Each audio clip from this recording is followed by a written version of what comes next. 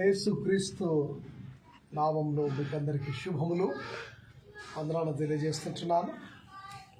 నేటి ఉదయకాలం మరొకసారి దేవుని యొక్క వాక్యమును పంచటకు మేము మధ్యలోనికి వచ్చి ఉంటున్నాను. దయతో దేవుని యొక్క వాక్యమును కొద్దిసేపు విందాం. నేటి వాక్య ధ్యానాంశము, ఇది చెట్టు వలె ఉన్నావా లేదా పొట్టు వలె ఉన్నావా అనే మాటలను మనం చూసుకుందాం. ఫలించు చెట్టు వలె ఉన్నావా లేక పొట్టు వలె ఉన్నావా? కీర్తన గ్రంథము 1 కీర్తన 33వ వచనము 4వ వచనాల్లో చూసినట్లయితే చక్కటి మాట మనకు కనబడుతుంటుంది. అతడు నీటి కాలువల యోరను నాటబడినదై ఆకువాడక తన కాలమందు ఫలమిచ్చు చెట్టు వలె ఉండను. అతడు చేయనదంతయు సఫలమగును. దుష్టులు అలాగున నుండక గాలి చెదరగొట్టు పొట్టు వలె నుందురు. చదువుకున్న లేఖన భాగంలో కీర్తనకారుడు 1 కీర్తన 3-4 వచనాలు చూసినట్లయితే, నీటి కాల్వల యోరన నాటబడినదై ఆకువాడక తన కాలమందు ఫలమిచ్చు చెట్టు వలె నుండెను. అతడు చేయనదంతయు సఫలమగును. దుష్టులు అలాగునుండక గాలి ఎదరగొట్టు పొట్టు వలె నుందురు. ఇక్కడ చెట్టు, పొట్టు, ఈ రెండు మాటలు మనకు కనబడుతున్నాయి. పొట్టు అనగా ఈ పొట్టు అస్థిరమైనది, కానీ గాలి రాగానే ఎగిరి పడుతుంది. అస్థిరత్వానికి గుర్తుగా పొట్టు ఉన్నట్టుగా మనం చూస్తుంటున్నాం. కొంచెము గాలి రాగానే ఈ పొట్టు ఎగిరెగిరి పడుతూ ఉన్నట్టుగా చూస్తూ ఉంటాం. అనగా ఈ పొట్టు ఎవరికి సాదృశ్యంగా ఉంది అంటే బైబిల్ గ్రంథంలో మారు మనస్సు లేని జీవితమునకు సాదృశ్యంగా ఉన్నట్టుగా మనం చూస్తూ ఉంటాం. ఇదేంటంటే శ్రమలు, కష్టాలు, చిన్న చిన్న ఇబ్బందులు, చిన్న చిన్న సమస్యలు రాగానే కొట్టుకొని పోతూ ఉంటాయి. అనగా వాటిని తట్టుకోలేక పడిపోయే జీవితానికి సాదృశ్యంగా ఉన్నట్టుగా మనం చూస్తుంటున్నాం. ఎన్ని శ్రమలు వచ్చినానో వాటిని ఎదుర్కొనే స్థితి ఈ పొట్టు లాంటి జీవితం కలిగిన వారికి ఉండదు. ఎందుకంటే చిన్న సమస్యలు ఎదురుగానే, చిన్న చిన్న బాధలు, ఇబ్బందులు రాగానే వారు పొట్టు వలె వారి అస్థిరత్వం కలిగి వారు మారు మనస్సు లేని, విశ్వాసం లేని జీవితములకు సాదృశ్యంగా ఉన్నట్టుగా మనం చూస్తూ ఉంటాం. బైబిల్ గ్రంథంలో మత్తయి సువార్త 3వ అధ్యాయం 12వ వచనం చూసినట్లయితే, ఆయన చేట ఆయన చేతిలో ఉన్నది, ఆయన తన కళ్ళమును బాగుగా శుభ్రము చేసి గోధుమలను కొట్టులో పోసి ఆరని అగ్నితో పొట్టును కాల్చివేయనని వారితో చెప్పారు. పొట్టు ఒకరోజు కాల్చబడుతూ ఉంటుంది. మొదటిగా పొట్టు అస్థిరమైనది, అది స్థిరముగా ఒక చోట ఉండదు. దాని గమ్యస్థానాన్ని, దాని పరిస్థితులను మార్చుకుంటూ అది ప్రయాణమై వెళ్ళిపోతూ ఉంటుంది. గాలి ఏ దిశలో కొడితే ఆ దిశకు అది ప్రయాణం చేస్తూ ఉంటుంది. రెండవదిగా చూస్తే ఇక్కడ ఆయన చేతిలో ఉంది, ఆయన తన కళ్ళమును బాగుగా శుభ్రము చేసి, ఒక వ్యవసాయదారుడు మనం చూసినట్లయితే ఆ పంట పండిన తర్వాత తన కళ్ళమును శుభ్రము చేసి విత్తనాలన్నీ ఒక చోట వేసినప్పుడు గోధుమలను కొట్టులో పోసి ఈ అగ్నితో పొట్టును కాల్చివేయనని వారితో చెప్పాను. మన తెలంగాణ భాషలో చూసినట్లయితే విత్తనములు తూర్పాల పట్టడం అంటారు. అందుకే గాలికి విత్తనాలు పెట్టినప్పుడు పొట్టు అంతయు ఒక సైడ్ ఎగిరిపోతూ ఉంటుంది, గట్టి విత్తనములు ఒక దగ్గర పడిపోతూ ఉంటాయి. ఈ విత్తనాలను తీసి కొట్టులో పోస్తుంటారు, ఈ పొట్టును తీసి అగ్నిలో వేసి కాల్చి వేస్తూ ఉంటారు. అనగా పొట్టు ఒకరోజు కాల్చబడుతుంది, బూడిద అవుతుంది. మరి మన విశ్వాసం పొట్టులాగా ఉండకూడదు, చెట్టు వలె ఉండాలి. చెట్టు స్థిరమైనదిగా ఉంటుంది, పొట్టు అస్థిరమైనదిగా ఉంటుంది. ఈ చెట్లను చూసినట్టయితే చెట్లలో కూడా 2 రకములైన చెట్లు ఉన్నట్టుగా మనం చూస్తూ ఉంటాం. ఒకటి మొలిచిన చెట్టు, రెండవదిగా నాటిన చెట్టు. ఈ కీర్తన గ్రంథము 37వ కీర్తన 10, 35, 36 వచనంలో చూసినట్లయితే అక్కడ చక్కటి మాట మనకు కనబడుతూ ఉంటుంది. భక్తిహీనుడు ఎంతో ప్రబలియుండుట నేను చూచితిని, అది మొలిచిన చోటనే విస్తరించిన చెట్టు వలె వాడు వర్ధిల్లి ఉన్నాడు. మొలిచిన చెట్టు, ఇక్కడ మొలిచిన చెట్టుకు సాదృశ్యముగా 37వ కీర్తన 35వ వచనం కనబడుతూ ఉంటుంది.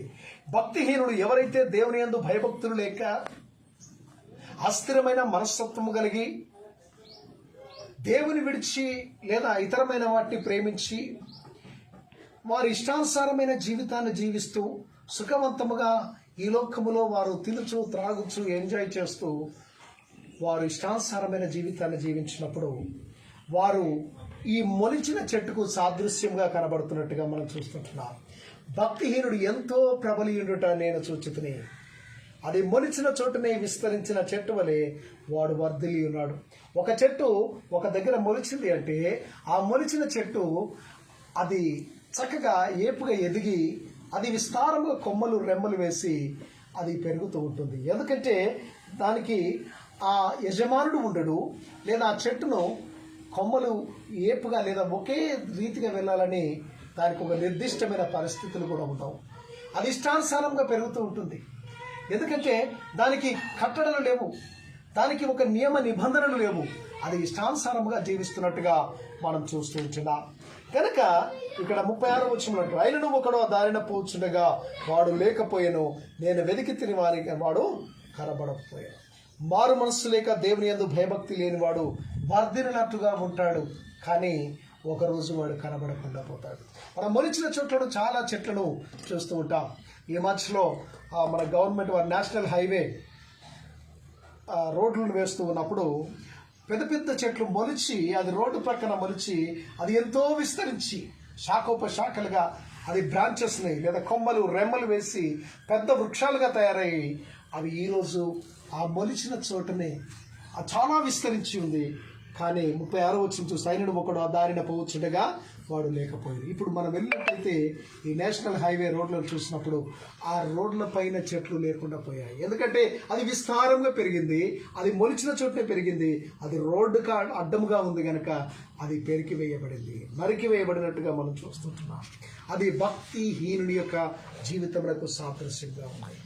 ఒకరోజు ఆగుపడడం లేదు, అది నాశనం అయిపోతుంది. మొలిచిన చెట్టు, దీనికి కాపలాదారుడు లేడు, ఇది రోడ్డు ప్రక్కన మొలిచింది, అరణ్యంలో మొలిచినది, హద్దు పద్దు లేకుండా పెరిగింది. ఎవరైనా దానిని నరకవచ్చు, ఎవరైనా చెట్టు యొక్క కొమ్మలు తీసుకొనవచ్చును. ఎందుకంటే యజమాని లేడు. విచ్చలవిడి అయిన జీవితము లేదా రక్షణ లేని జీవితమునకు సాదృశ్యముగా ఈ మొలిచిన చెట్టు ఉన్నట్టుగా మనం చూస్తుంటున్నాం. క్రీస్తు లేని జీవితమునకు సాదృశ్యంగా వాక్యము లేక ప్రార్థనా జీవితము లేకుండా క్రైస్తవుడు లేదా క్రీస్తు యేసును కలిగిన బిడలముగా మనం ఉంటున్నాం. కానీ క్రీస్తును మన జీవితంలో ప్రతిష్ఠించుకునక పేరుకు మాత్రమే క్రైస్తవులుగా జీవిస్తూ ఉంటున్నాం. అట్టి పరిస్థితులను చూసినప్పుడు ఈ మొలిచిన చెట్టుకు సాదృశ్యంగా కనబడుతూ ఉంటున్నాం. ఈ మొలిచిన చెట్టు విస్తారంగా ప్రబలిపోతూ ఉంటుంది. భక్తిహీనుడు ప్రబలియుట నేను చూచితిని, కానీ ఒకరోజు ఆ దారిన నేను పోతూ ఉన్నప్పుడు తిరిగి వాడు కనబడకపోయాను, అనగా ఆ చెట్టు నరికివేయబడింది అన్నట్టుగా మనం చూస్తూ ఉంటున్నాం. రెండవదిగా నాటబడిన చెట్టు. ఈ నాటబడిన చెట్టు అనగా ఒక యజమానుడు దాన్ని చెట్టును ప్రేమించి దాన్ని అరణ్యంలో నుంచి లేదా వేరే ప్రదేశంలో నుంచి దాన్ని తీసుకొని వచ్చి తన తోటలో తాను ప్రేమగా ఒక చోట నాటుకుంటాడు. అందుకే అది నాటబడిన చెట్టు. అది క్రీస్తు విశ్వాసములకు లేదా యేసు క్రీస్తునందు విశ్వాసం ఉంచిన బిడ్డలకు భక్తిలో, ప్రార్థనలో, విశ్వాసములో వాక్యానుసారంగా జీవించిన జీవితమునకు సాదృశ్యంగా ఈ నాటబడిన చెట్టు ఉన్నట్టుగా మనం చూస్తుంటున్నాం. ఎందుకంటే కొరింథీయులకు రాసిన మొదటి ఉత్తరము 6వ అధ్యాయం 20వ వచనంలో అంటాడు, మీరు విలువ పెట్టి కొనబడిన వారు. వెల అనేది చెల్లించాడు. ఇక్కడ యజమానుడు తన యొక్క ప్రాణాన్ని వెలగా చెల్లించి మనల్ని కొన్నాడు. ఈ చెట్టును కొని తీసుకొని వచ్చి ఆయన తోటలో నాటినాడు. తోట సంఘమునకు గుర్తుగా ఉన్నట్టుగా మనం చూస్తున్నాం. చెట్టు మారు మనస్సు పొందిన జీవితమునకు సాదృశ్యముగా లేదా గుర్తుగా ఉన్నట్టుగా మనం చూస్తూ ఉంటాం. మొదటి కీర్తన 3వ వచనంలో చూస్తే, అతడు నీటి కాల్వల ఎవరైనా నాటబడినదై ఆకు వాడక తన కాలమందు ఫలమిచ్చు చెట్టు వలెను. ఈ చెట్టును యజమానుడు తీసుకుని వచ్చి నీటి కాల్వల ఎవరైనా నాటాడు. ఎక్కడైతే నీరు ప్రవహిస్తూ ఉంటుందో మంచి సారవంతమైన నేలలో, సారవంతమైన భూమి పైన ఈ చెట్టును నాటాడు. దీన్ని ప్రేమతో తీసుకొని వచ్చాడు. మంచిగా భూమిని చదును చేశాడు. దాన్ని త్రవ్వి దానిలో ఉన్న రాళ్లను, చెత్తను ఏరి పారివేసి ఒక మంచి నేలలో ఆ చెట్టును నాటాడు. అది నీరు ప్రవహించే ప్రదేశంలో నాటాడు కనుక అది ఆకు వాడక తన కాలమందు ఫలమిచ్చు చెట్టు వలె ఉంటుంది. అది మంచి ఫలాలు ఫలించడానికి ఉన్నట్టుగా సాదృశ్యం ఉన్నట్టుగా మనం చూస్తుంటున్నాం. తోటలో చెట్లు వాడిపో, ఎందుకంటే అవి పచ్చగా ఉంటాయి. వీటికి తోటమాలి ఉంటాడు. సరి అయిన టైంలో వీరికి నీరు పెడతాడు. సరి అయిన టైంలో ఈ చెట్టు ఏపుగా పెరగడానికి చక్కటి ఎరువులు వేస్తాడు, కలుపులు తీస్తాడు. మంచి తన యొక్క రెమ్మలు కొమ్మలు ఒక ఏపుగా ఒక నిర్దిష్టమైన ప్రదేశంలో అవి చక్కగా ఉండినట్లు వాటిని ఏవైతే వంకరగా ఉంటాయో వాటిని తొలగిస్తాడు, వాటిని కట్ చేసి పడేస్తూ ఉంటాడు. అది ఎప్పుడు చెట్టు పైన తన దృష్టిని కేంద్రీకరించి ఆ చెట్టు ఏపుగా పెరగడానికి యజమానుడు శ్రద్ధ తీసుకున్నట్టుగా మనం చూస్తూ ఉంటున్నాం. ఇది క్రైస్తవ జీవితములకు ఎవరైతే క్రీస్తును కలిగి ఉంటారో, దేవుడు వారి జీవితాల్లో వాక్యము, ప్రార్థన, విశ్వాసము కలిగి ఉంటారో ఆయన క్రమబద్ధమైన జీవితాన్ని దేవుడు జీవింపజేస్తారు. కలిగిన జీవితం రక్షించబడినది కనుక భయపడి వాటిని ఎదుర్కొని జయిస్తారు. ఎందుకంటే వారి యజమాని వారికి కాపుగా ఉంటాడు, జాగ్రత్తలు తీసుకుంటాడు. ఎప్పుడు ఏది అవసరమో చెట్టుకు ఆ అవసరమైన ఎరువులను, అవసరమైన పరిస్థితులను చదును చేసి వాటిని అందించినట్టుగా మనం చూస్తూ ఉంటాం. ఈ నాటబడిన చెట్టు ఫలించు చెట్టు వలె ఉండాలి. ఈ చెట్టు నాటిన వాడు ఫలములను ఆశించి చెట్టును నాటుతూ ఉంటాడు. యజమానుడు చెట్లను నాటేటప్పుడు ఆ చెట్టు ఫలాన్ని ఆశించి ఆయన నాటుతూ ఉంటాడు. కనుక ఫలములు ఫలించే చెట్టులాగా నీవు నేను ఉండాలి. యోహాను సువార్త 15వ అధ్యాయం 8వ వచనం అంటాడు, మీరు బహుగా ఫలించటం వలన నా తండ్రి మహిమపరచబడును, ఇందువలన మీరు నా శిష్యులగుదురు. మంచి ఫలభరితమైన జీవితము. ఎప్పుడైతే మనము ఫలిస్తామో, ఎప్పుడైతే మనము ఎదుగుతామో, ఎప్పుడైతే అభివృద్ధి పొందుతామో అప్పుడు తండ్రి మహిమపరచబడుతూ ఉంటాడు. తండ్రికి సంతోషం కలుగుతూ ఉంటుంది. బిడ్డల యొక్క భవిష్యత్తు లోకరీతిగా చూసినప్పుడు తల్లిదండ్రులు పిల్లలు ఎదిగి మంచి భవిష్యత్తును కలిగి వారు ఫలభరితమైన జీవితం జీవిస్తూ ఉన్నప్పుడు తల్లిదండ్రులు చూసి చాలా ఆనందపడుతూ ఉంటారు. అయ్యో, నా కుమారుడు మంచి పరిస్థితిలో ఉన్నారు, నా బిడ్డలు మంచి జీవితాన్ని జీవిస్తున్నారని ఇహలోక తల్లిదండ్రులు సంతోషపడుతూ ఉంటారు. అదే రీతిగా పరలోకమందున్న దేవుడు మనము మంచి ఫలిస్తూ ఉంటే వాక్యములో, ప్రార్థనలో, విశ్వాసములో మంచి స్థిరమైన జీవితము కలిగి దేవుని వైపు తిరిగి ఒక చక్కటి నమ్మకముతో క్రమమైన క్రైస్తవ విశ్వాసమును కలిగి మనం జీవించినప్పుడు దేవుడు మన విషయమై గొప్ప సంతోషము అతడు కలిగి ఉంటాడని. మీరు బహుగా ఫలించడం వలన నా తండ్రి మహిమపరచబడును, ఇందువలన మీరు నా శిష్యులగుదురు. ఫలభరితమైన జీవితము, ఫలించే జీవితాన్ని ప్రతి ఒక్కరూ కలిగి ఉండాలని దేవుడు కోరుతూ ఉంటున్నాడు. మనం ఫలించిన నాడు సంతోషిస్తాడు దేవుడు, ఫలితము దక్కుతుందని అనుకుంటాడు. మంచి ఫలములు ఫలించకపోతే నరికి వేయబడతాం, జాగ్రత్త, నరికి అగ్నిలో వేస్తానని ఆయనకి వాక్యము సెలవిస్తూ ఉంటుంది. ఫలములు ఫలించని చెట్టును ఆయన తీసివేస్తాడు. మనము ఆయనలో ఫలించాలి, ఆయనతో అంటుకట్టబడిన జీవితము కలిగి ఉండాలి. క్రీస్తుతో కలిగిన మంచి సాంగత్యము, క్రీస్తుతో అనుబంధం, క్రీస్తులో ఒక మంచి క్రైస్తవ గుణలక్షణాలు కలిగి మనము, క్రీస్తు యొక్క గుణలక్షణాలు కలిగి మనము జీవించినప్పుడు మన జీవితాల్లో మంచి ఫలములు ఫలించిన వారముగా ఉంటాము. యెషయా గ్రంథం 37వ అధ్యాయం 31వ వచనం ఉంటాడు, యూదా వంశములో తప్పించుకున్న శేషము ఇంకన క్రిందికి వేరు తన్ని ఎదిగి ఫలించును అంటాడు. చక్కటి మాట. క్రిందకు వేరు తన్నాలి.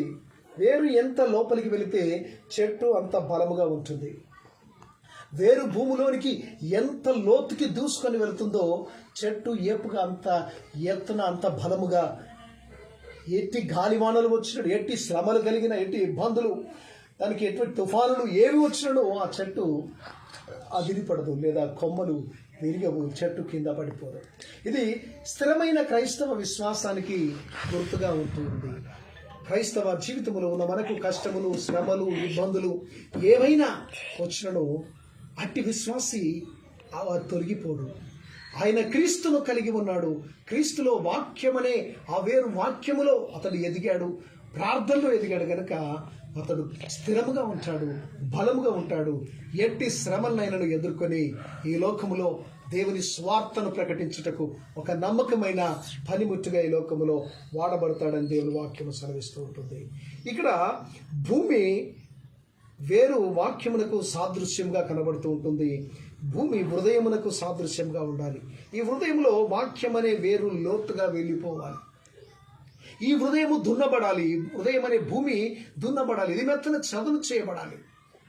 దీనిలో ఉన్న బండలు లేదా తుప్పు, దీంట్లో ఉన్న మాలిన్యం అంతయు తొలగిపోవాలి. హృదయ మాలిన్యం. ఎందుకంటే ఇర్మియా గ్రంథంలో అంటాడు 15వ అధ్యాయంలో ఆయన అంటాడు, హృదయం అన్నింటికంటే మోసకరం, అది ఘోరమైన వ్యాధి గలది, దాన్ని గ్రహించవాలి. ఈ భయంకరమైన వ్యాధి, రోగము ఇదంతా తొలగిపోయి, ఈ హృదయ మాలిన్యము, హృదయ కాఠిన్యత తొలగిపోయి, ఆ భూమి వాక్యమనే ఆ వేరుతో చదును చేయబడినప్పుడు, ఆ వాక్యము హృదయములోనికి వెళ్ళినప్పుడు, ఆ హృదయంలోనికి చొచ్చుకొని వెళ్ళి మన జీవితంలో ఎదగడానికి మనము ఆస్కారముగా ఉంటాం.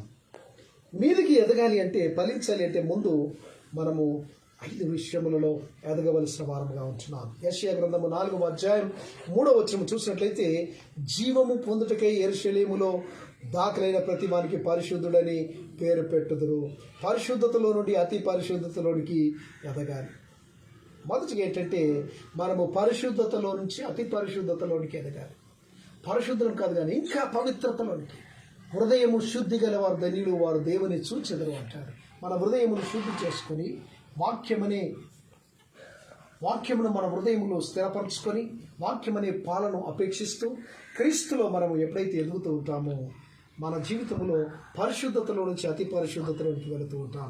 51వ కీర్తన 7వ వచనంలో అంటాడు, నేను పవిత్రుడగినట్లు హిస్సోపుతో నా పాపమును పరిహరింపుము, హిమము కంటే నేను తెల్లగా నుండినట్లు నీవు నన్ను కడుగుము. దావీదు ప్రార్థన చేస్తుంటున్నాడు. తాను పాపము చేసినప్పుడు, ఆ పాపమును నాతాను ప్రవక్త చేత హెచ్చరిక చేయబడినప్పుడు, ఆ హెచ్చరిక చేయబడి దేవుని చేత తాను అయ్యో నేను పాపం దేవుని చెంతకు చేరి అయ్యో నేను పాపం చేశానని ఒక పశ్చాత్తాప హృదయంతో 51వ కీర్తన రాస్తూ ఉన్నాడు. అది రాస్తూ 7వ వచనంలోకి వచ్చిన సరికత అంటాడు, నేను పవిత్రుడగినట్టు హిస్సోపుతో నా పాపములను పరిహరింపుము. ప్రభా, నేను పాపము చేసి ఉన్నాను, పాపము నా దోషము, నన్ను ఈ దోషము నుంచి, ఈ పాపము నా ఎదుట నిలిచి ఉన్నది, ఈ నిలిచి ఉన్న పాపమును నా యొక్క దోషక్రియలన్నింటినీ తొలగించండి అని అతడు ప్రార్థన చేస్తూ, నేను పవిత్రునిగా కావాలి అంటే, ఈ పాపము నుంచి నాకు పవిత్రత కావాలంటే, విడుదల కావాలి అంటే, హిస్సోపుతో నా పాపమును పరిహరింపుము, హిమము కంటెను నన్ను తెల్లగా రెండునట్లు నీవు నన్ను కడుగుము. హిమము, ఈ మంచు తెల్లగా ఉంటుంది, ఇంకా దానికంటే తెల్లగా నన్ను చేయండి, హిమము కంటే నన్ను తెల్లగా చేయండి, హిస్సోపుతో నన్ను కడగండి అని దేవుని ఎదుట కోజాడుతూ ఉన్నట్టుగా మనం చూస్తుంటున్నాం. మనము పరిశుద్ధతలో నుంచి అతి పరిశుద్ధతలోనికి వెళ్ళాలి. ఈ లోకంలో ఉన్న లోక మాలిన్యములో నుంచి, ఈ లోక పాప శాపంలో నుంచి, లేదా ఈ లోకం జీవితంలో నుంచి మనం విడిపించబడి పవిత్రమైన పరిశుద్ధమైన జీవితంలోనికి మనము ముందుకు కొనసాగించబడాలి. మొదటిగా పరిశుద్ధతలో నుంచి అతి పరిశుద్ధతలోనికి మనము ఎదుగుబెడలముగా ఉండాలి. రెండవదిగా ప్రార్థనలో ఎదగాలి. దినదినము ప్రార్థనలో ఎదగాలి. సమీపించబడంలో దినదినము వాక్యములు ఏ విధంగానైతే పవిత్రపరచబడుతూ ఉంటామో, వాక్యములు ప్రార్థనలో ఎదిగిబెడలముగా ఉండాలి. ఒక దినము 10 నిమిషాలు, 20 నిమిషాలు, 30 నిమిషాలు, లేదా ప్రార్థనకు ఒక సమయం అనేది మనము కేటాయించుకొని, ప్రార్థనా సమయంలో ప్రార్థన జీవితమును కలిగి ప్రభుతో ఏకాంత ప్రార్థన, ప్రభుతో కుటుంబ ప్రార్థన, ప్రభుతో సంఘ ప్రార్థన, సమాజముతో కలిసి ప్రార్థన, ఈ ప్రార్థనా జీవితంలో క్రమక్రమముగా ప్రభుతో ఎదుగుతూ ఉండాలి. దినదినము ప్రవృత్తి వర్తమానముగా ఎదుగుతూ ఉండాలి. ఒక చెట్టు చిన్నదిగా ఉన్నప్పుడు ఏ విధంగానైతే అది చిన్న మొక్కలు తీసుకొని వస్తామో, దినదినం అది ఎదిగి ఎదిగి ఫలించి గొప్ప పెద్ద వృక్షముగా మార్చబడి అది మంచి ఫలము ఇస్తుందో, అట్టి జీవితము క్రైస్తవ జీవితము కలిగి ఉండాలి. ఆ చెట్టు లాంటి జీవితము దినదినము ఎదుగుతూ ఉండాలి. స్టాగ్నేట్ అయి ఉండకూడదు, ఒకే దగ్గర అది మరుగుజ్జులాగా ఉండకూడదు, కానీ అభివృద్ధి పొందే జీవితంలో క్రైస్తవ జీవితం ఉండాలని దేవుడు కోరుతూ ఉంటారు. మూడవదిగా వాక్యములో ఎదగాలి. వాక్యమును చదవాలి, వాక్యమును ధ్యానించాలి, చదివిన వాక్యమును ధ్యానించాలి, ధ్యానించిన వాక్యమును ఇతరులతో పంచుకోవాలి. ఎప్పుడైతే దేవుని యొక్క మాటలను మనము వింటామో, దేవుని చేత ఆయన మాట్లాడుతూ ఉన్నప్పుడు ఆయన మాటలకు మనం చెవియొగ్గి ఆ మాటలు శ్రద్ధగా విని వాటిని దినదినము ధ్యానించాలి. వాటిని దివారాత్రం దాన్ని ధ్యానించేవాడు ధన్యుడు అని దేవుని యొక్క మాటలు.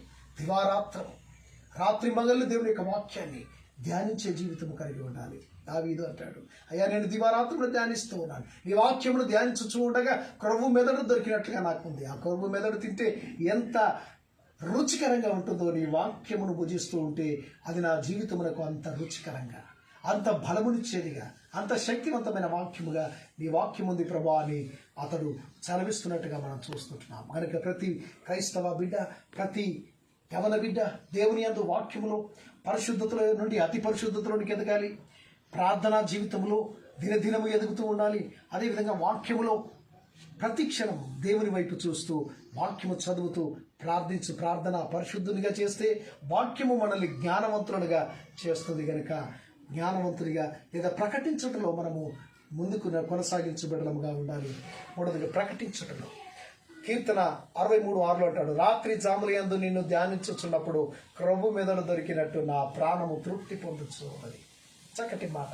రాత్రి జాములయందు దేవుని యొక్క వాక్యాన్ని ధ్యానిస్తూ ఉన్నప్పుడు క్రొవ్వు మెదడు దొరికినట్టుగా నా ప్రాణము తృప్తి పొందుతూ ఉన్నదని దావీదు సెలవిస్తున్నాడు. పేతురు రాసిన మొదటి ఉత్తరము 2వ అధ్యాయం 3వ వచనం అంటాడు, వేషధారణ, అసూయను, సమస్త దూషణ మాటలను మాని క్రొత్తగా జన్మించిన శిశువులను పోలిన వారి నిర్మలమైన వాక్యమను పాల చేత రక్షణ విషయంలో ఎదుగు నిమిత్తం ఆ పాలను అపేక్షించుడి. ఒక కొత్త శిశువు, నూతనంగా జన్మించబడిన శిశువు ఏ విధముగానైతే తన శిశువుగా ఉన్నప్పుడు, చిన్న బిడ్డగా ఉన్నప్పుడు తన పాలను, తల్లి యొక్క పాలను తాగుతూ ఏ విధముగానైతే దినదినము అతడు ఎదుగుతూ అతడు ఒక మంచి పుష్టికరమైన శరీరమును కలిగి ఒక పెద్దవాడిగా తయారవుతూ ఉంటాడు, ఆ విధముగా క్రైస్తవ జీవితంలో లేదా క్రీస్తులో ఎదుగుతూ ఉన్న మనము వాక్యం అనే పాల వలన ఆ పాలను అపేక్షించుచు దినదినము అభివృద్ధి పొంది దేవునికి ఫలభివృద్ధి, దేవుడు నమ్మిన బిడలముగా, ఆయన బలా నమ్మకమైన మంచి దాసుడా అని మనల్ని ఆయన ప్రశంసించు బిడలముగా మనం ఎదగాలి, వాక్యములు ఎదగాలి. ఆయన వాక్యమును పాలను మనం అపేక్షిస్తూ ఉండాలి. అందుకే పేతురు చక్కగా అంటాడు, వేషధారణ, అసూయను, సమస్తమైన దూషణ మాటలను మాని క్రొత్తగా జన్మించిన శిశువును పోలిన వారై నిర్మలమైన వాక్యమును పాల వలన రక్షణ విషయములు ఎదుగు నిమిత్తము ఆ పాలను అపేక్షించండి. అపేక్ష అంటేగా ఆతృతగా తాగడం, త్వరగా దాన్ని తాగాలి అని ఒక ఆతృత కలిగి ఉంటాడు. అలాంటి జీవితము, వాక్యమును చదవాలి, వాక్యమును ధ్యానించాలి, వాక్యమును బోధించిన ఈ వాక్యమును ఇతరులతో పంచుకోవాలి, సర్వ సృష్టికి స్వార్థను ప్రకటించాలని ఒక ఆతృత, ఒక ఆలోచన కలిగి ఈ లోకంలో జీవించాలని దేవుడు మాటలు సెలవిస్తున్నాడు. చివరిగా 4వదిగా మనం చూస్తే సమర్పణలో ఎదగాలి. సమర్పణ జీవితం. మనము దేవుడు మనకిచ్చిన ఈ జీవితాన్ని తిరిగి ఆయనకు అప్పగించువారంగా ఉండాలి. ఆయన కొరకు జీవించే క్రైస్తవ బిడ్డలముగా, ఆయన కొరకు జీవించే ఒక కుటుంబముగా, ఒక బిడ్డలముగా ఉండాలి. రోమా పత్రిక 12వ అధ్యాయం 1వ వచనంలో చూసినట్లయితే, కాబట్టి సహోదరులారా, పరిశుద్ధమును దేవునికి అనుకూలమునైన సజీవ యాగముగా మీ శరీరములను ఆయనకు సమర్పించుకొనుడని దేవుని వాత్సల్యతను బట్టి మిమ్మను బతిమాలుకొనుచున్నాను. ఇట్టి సేవ మీకు యుక్తమైనది. సజీవ యాగముగా. కాబట్టి సహోదరులారా, పరిశుద్ధమును దేవునికి అనుకూలమునైన సజీవ యాగముగా బ్రతికి ఉండగానే, ప్రాణముతో ఉన్నప్పుడే దేవునికి సమర్పించుకోవాలి. సజీవ యాగముగా అరికాలు మొదలుకొని నడితి వరకు ప్రభు పాద సన్నిధిలో మనల్ని మనము సమర్పించుకోవాలి. ఆయన సమర్పించుకోవడం దేవుని వాత్సల్యతను బట్టి మిమ్మల్ని బతిమాలుకొనుచున్నాను. ఇట్టి సేవ మీకు యుక్తమైనది. చాలామంది అనుకుంటాం అన్నీ సమర్పించుకుంటాం, కానీ కొన్ని సమర్పించుకోలేకపోతాం. ఎందుకంటే వాటికి బానిసలుగా అయిపోతాం. ఒక వ్యక్తి అంట దేవునికి అన్నీ సమర్పించుకుంటూ తన చేతిని పైకి పెట్టాడంట. నీటిలో మునుగుతూ బ్యాప్టిజం తీసుకునేటప్పుడు నీటిలో మునుగుతూ పైకి పెట్టాడంట. ఎందుకయ్యా నువ్వు పైకి పెట్టామంటే, ఈ చేతితో నేను సిగరెట్ తాగుతాను కనుక సమర్పించుకోలేదు.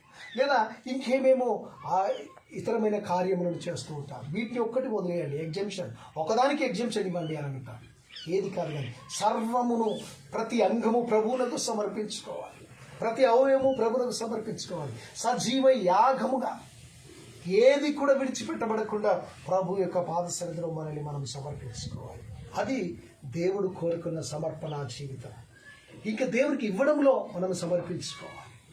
దేవునికి ఇవ్వడంలో హృదయమును ఇవ్వాలి. మన ఆలోచనలు, మన సమయమును దేవునికి అప్పగించాలి.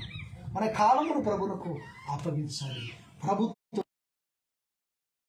యజమానుడు మనల్ని ప్రేమించి ఎక్కడో రోడ్డు ప్రక్కన ఎక్కడో పెరిగిన నిన్ను తీసుకొని వచ్చి తన తోటలో ఏపుగా పెంచి మంచి ఫలములు ఇచ్చేలాగా నీకు నీరు కట్టి ఒక చెట్టులాగా, ఒక స్థిరమైనది, ఎవరు కూడా దాన్ని ముట్టకుండా, ఎవరు కూడా దాన్ని హాని చేయకుండా ఆయన కాపలాదారుడుగా ఉండి పెంచాడు. నేను యేసుక్రీస్తు ప్రభుల వారు నేను ఎంతో ఏపుగా పెంచాడు. తాను తన యొక్క మధురమైన రక్తము అనే వెలను చెల్లించాడు. 1 కొరింథీ పత్రిక 6వ అధ్యాయం 20వ వచనం అంటాడు, తన వెలను చెల్లించాడు. విలువ పెట్టి మీరు కొనబడిన వారు కనుక జాగ్రత్తగా ఉండండి. పొట్టు వలె అస్థిరమైన జీవితాన్ని మీరు కలిగి ఉండొద్దు. పొట్టు గాలికి అది ఇష్టానుసారంగా కొట్టుకొని పోతూ ఉంటుంది. కనుక పొట్టు లాంటి జీవితం కాకుండా చెట్టులాగా, అది కూడా దారిన మొలిచిన చెట్టు కాకుండా, మొలిచిన చెట్టు అయితే హద్దు పొద్దు లేకుండా, దానికి యజమానులు లేకుండా, దానికి కాపలాదారులు లేకుండా అది ఇష్టానుసారముగా ప్రబలింది. కానీ ఒకరోజు అది కనబడకుండా పోయింది. అది భక్తిహీనతమైన జీవితానికి సాదృశ్యముగా ఉంది. భక్తిహీనుడు చాలా ప్రబలిపోతూ ఉంటాడు, చాలా ఎదుగుతూ ఉంటాడు, చాలా ఫలిస్తూ ఉంటాడు, అతడు గొప్పగా కనబడుతూ ఉంటాడు. మనం అప్పుడప్పుడు అంటాం, చూడండి వాడు దేవుని యందు విశ్వాసం లేదు, దేవుని వాడు నమ్మకం లేదు, వాడు భ్రష్టుడుగా ఉంటాడు. కానీ వాడు ఎంత ఎదుగుతున్నాడండి, చాలా ఎదుగుతున్నాడు, చాలా అభివృద్ధి పొందుతున్నాడు అని అనుకుంటా. కానీ ఒకరోజు గాలి వస్తుంది, వాన వస్తుంది, అది పడిపోతుంది.